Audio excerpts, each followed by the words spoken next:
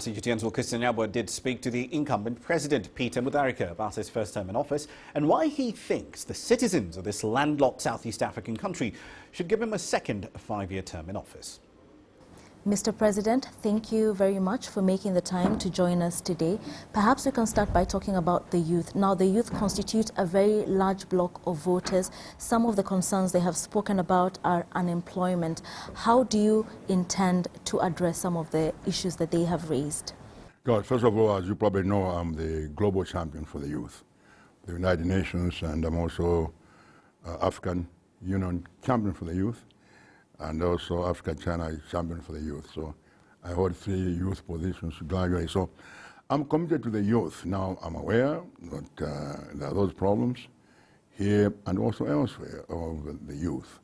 It's a very complicated problem, and because some of the youth, the economy is not big enough to absorb the youth. You are talking about 52% population is supposed to be youth, which means if we are 18 million people, it means 9 million, 10 million are youth.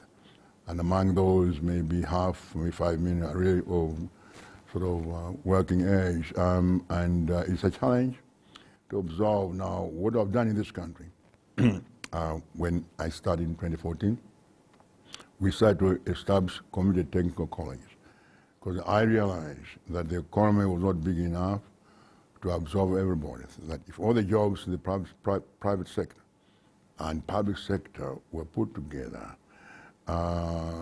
they would accommodate less than 20% of the job-seeking population. It's that difficult. So I started these community technical colleges.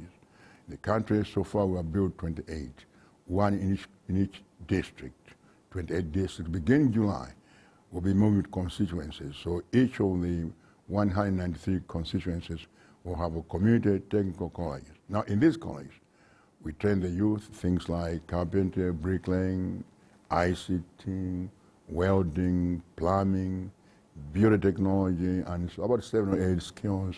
We also engage in massive infrastructure projects, building roads, houses, school buildings, teachers' houses. In all those places, jobs are being created and the youth are being employed.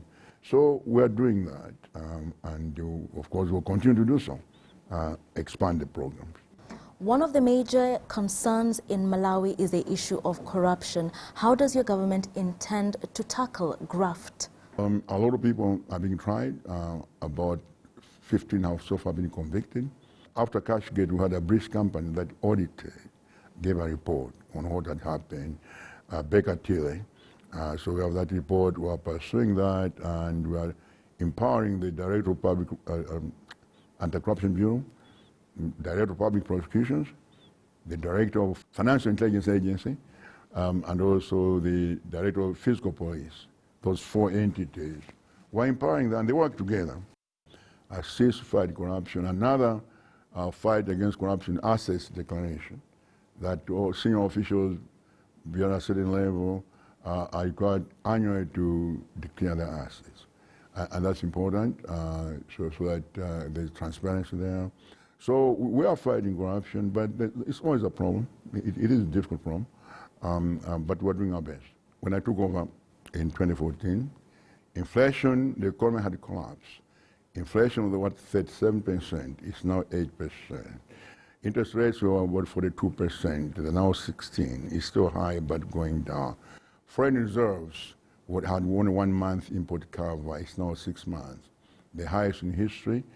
The kwacha has stabilized for over 2 years. Economy is now stabilized, everyone agrees, even the IMF, the World Bank, European Union, everyone agrees.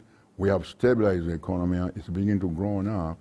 This year it will grow at 3.9%, the highest in the SADC region. According to IMF figures that came out last week, it may grow next year at about 5%.